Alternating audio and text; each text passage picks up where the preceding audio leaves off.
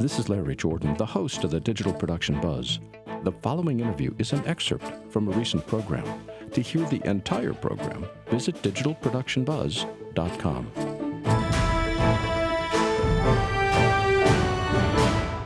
Cinematographer Cullie Poseria loves creating unique and emotional images with lighting and camera work. She's focused on developing an organized, creative, and collaborative approach to her filmmaking, which fits in well with what the collaboration between actor and director that we were just discussing. Hello, Cullie, welcome. Hi, Larry. How are you?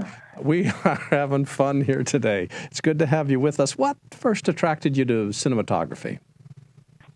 I guess the first time I, was interested in cinematography was probably when my dad took me to an IMAX film up in Cleveland when I was a little kid. And we had gone to see a National Geographic film about natural wonders. And it was a really immersive experience. And when I was watching the film, all I could think was, wow, this is amazing. How did they film this? Where did they go? Or how did they make this film? And at that time, I had no idea what cinematographer was. But then later on, my dad was into photography, and he bought me a point-and-shoot camera, and I kind of just practiced taking pictures. And once I got into high school, I got a little interested in doing art. So I thought, okay, what can I do that would be part of my creative side, but then still be able to make a living off of that? And then I learned about filmmaking and cinematography, and I kind of just took a leap and applied to film school. So I had no previous film experience before going to film school. Where did you go to school? I went to New York University. I did the Tisch film and TV program. Mm-hmm. Yes, I know that program very well. As you were doing your work, do you find yourself more interested in camera work or lighting? Oh, that's a tough one. I like both so much. I think it's a little bit of both, because the cinematographer is going to, each cinematographer I've worked with or met personally, coming up through the ranks, they each have their strong suit. One usually comes up through camera, or one comes up through lighting. But, part of that is a collaborative process, right? And so the reason, you're part of the team and you're looking over everything, but the reason you have a strong gaffer, for example, would be maybe you're strong at camera, so you make sure you get a strong gaffer so that you can have someone kind of, push you in the lighting and kind of steer you for certain things that you may not know. Whereas, some DPs who are strong at lighting, they'll get a really strong first AC, assistant cameraman. So, and I've enjoyed both. I've AC'd and I've gaffed, and I can't really pick one of the departments over the other. That's why I want to be a cinematographer. So I had a chance to watch your Skyler Reed video, and we'll talk about that in just a minute. But before we do, how would you describe your style?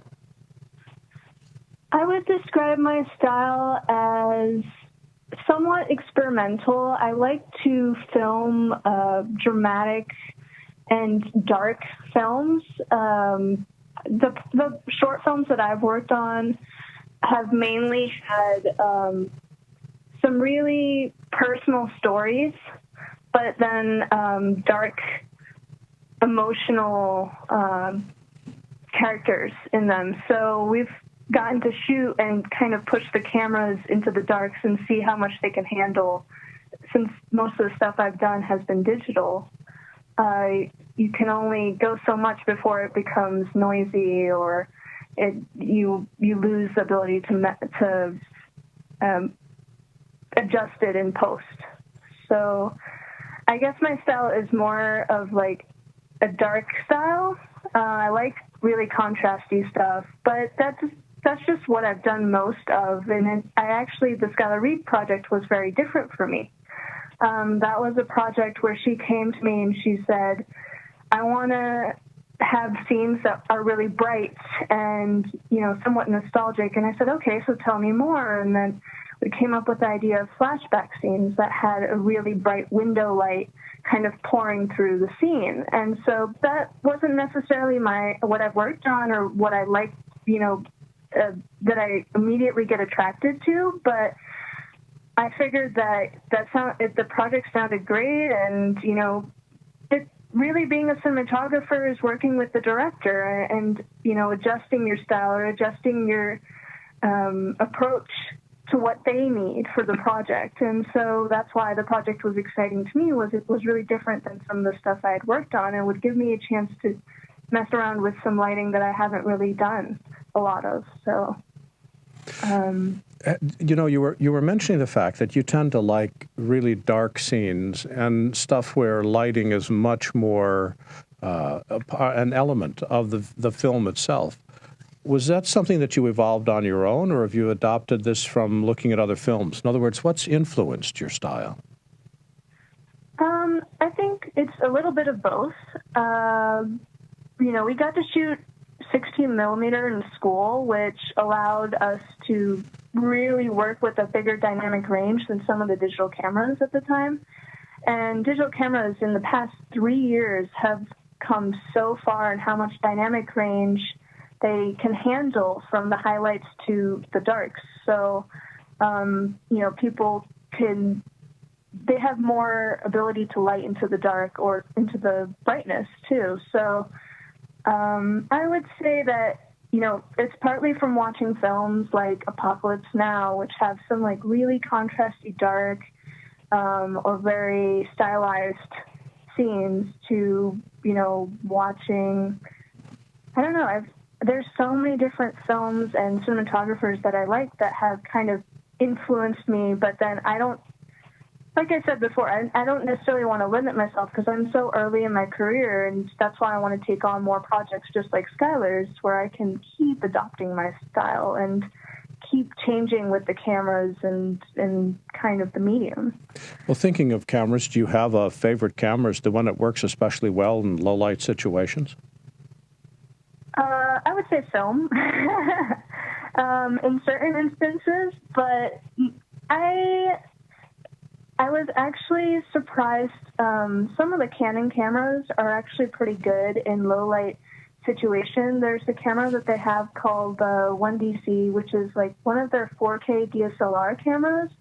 And there's a website called cinematography.net where one of the DPs who runs that site had done a test with that camera against a Red, Sony cameras, other Canon cameras, including like the C300 and other production level cameras.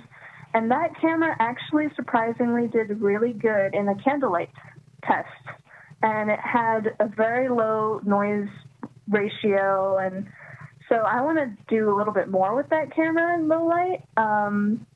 But other than that, I think it's more about when you're shooting in low light, knowing how to light it. So even if whatever camera you have, it shouldn't feel limited. I know that, for example, Blackmagic, they just came out with a new camera, and some of the issues that they had with their previous camera versions was that the ISO doesn't go over, 800 or, 1600, I think, without getting really noisy. So, whatever camera you have, it's about learning how to light so you can get the most out of that sensor. So to answer your question, I don't have a favorite camera for low light. It's more about knowing what gear you have and knowing how to get the most out of it. And I've shot with like Red and Canon and Sony cameras and even ARRI cameras as well, but it's just about knowing the dynamic range and how many stops you can go down before you're just going to hit the noise floor. So, no, it's probably not the best answer. I'm sure if I gave you like a straightforward answer, like this is the camera to use for low light, someone would come around and say, no, there's this camera, or some manufacturer would call me up and say, why did you say that? When you were shooting Skyler Reed, what was your goal in terms of lighting, and what gear in that particular video, what gear do you use to shoot it? We used the Canon C300, the Mark 1. They just had a Mark 2 come out, but it was the previous. So. And were you spend a lot of time with lighting, or were you working with natural light? I know many of the scenes were outside rather than inside, but did you have a lot of light gear with you? So for all the interior stuff, we supplemented daylight. So we did get a full lighting kit with Kinoflows and tungsten Fresnels. And with the exterior stuff, it just depended. Most of it was just bounce board or using natural light. But I think the key to that was all of the locations that we had, we did location scouts. Like I myself did multiple location scouts to a few of the locations just to know what time of day we should be scheduling things, what kind of light we would want. So, there's a scene where we're under a dock at Manhattan Beach, and we went there in the morning, but then I was like, if the sun was over there, near the horizon, then we would get more light under the dock, and also it would be really nice because it would be giving you a nice backlight. So that's what we, factored in when we were scheduling. So because we were such a low budget production, we couldn't really, have a whole full production on the beach or, get a permit for Manhattan Beach and get lights over there and all that other stuff. So we, some of our locations were like that, where we just had a bounce in there just to fill her a little bit. And we relied on natural light and just trying to get the shots what we needed, and then moving on to the other locations so we wouldn't lose this type of sunlight we needed for that location. So, as you look back on your shoots, do you remember the good parts, or do you remember the stuff that didn't turn out so well? Which sticks in your head the most? Actually, for this shoot, there wasn't really anything bad about the shoot. This shoot was extremely smooth. I would say there would not be any bad parts that I remember. I think probably I don't even know what the hardest thing about the actual music video shoot was. It was really smooth. We planned everything as much as we could, did as much pre-production as we possibly could, and then we made sure we hired people that knew what they were doing. Even though it's a low-budget shoot, like I said, the most important part is to just hire who will show up and who will do a good job, and you won't have to necessarily coach them to do their job.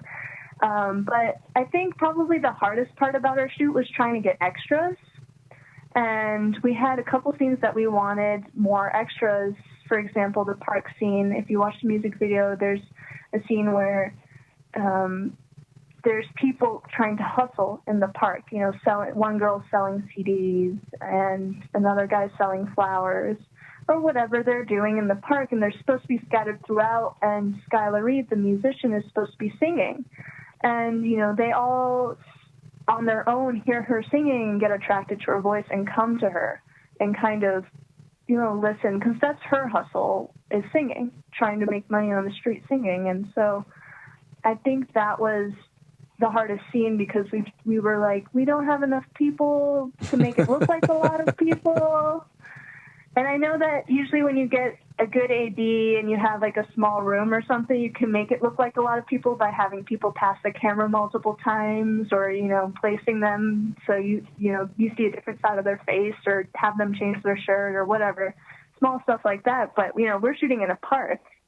So that was probably a difficult thing, was we only have like 8 extras. What do? We don't have a huge group, but it looked fine to me. And I think it was almost more realistic that we didn't have a huge crowd come and be attracted to our voice. It felt like this is more real. 2 or 3 people come and get interested. It's not necessarily like a huge crowd. So it probably was for the better. So I remember the good stuff. Thinking about that, in the little bit of time we've got left, how do you get involved with post? Are you involved with the editing at all, and do you get involved with color correction, or does the color grade go to the director? So with, low budget productions, I've been asked to do the color correction on a few projects, but I don't generally color correct. I have been dabbling with it a little bit, and I do have experience color correcting on a couple projects, but for Skyler's, I actually ended up doing the color correction because we couldn't find someone who fit. I don't know as many people here in LA as I do in New York. And so, I was posting on Mandy looking for someone to color correct with. And I was just, I don't know, I just ended up saying, you know what, I'll just do it for you because we don't really have the budget to pay someone super professional to do it. And we just didn't find the right person in that low budget range. And so. Cullie, what website can people go to learn more about your work? Oh, my website is C Poseria, C as in cat, P as in Peter, O as in ostrich, S as in Sam, E as in elephant, R as in ram, I as in igloo, A as in apple. So cposeria.com or .wix.com and then /CPDP. But you should go to Larry Jordan's website and get my website off of there. Cullie, thanks so very much for joining us. Cullie Poseria is a cinematographer, and you can see her website at cposeria.wix.com/CPDP. Cullie, thanks for joining us today. Thank you so much. Take care. Have a good day. Bye-bye.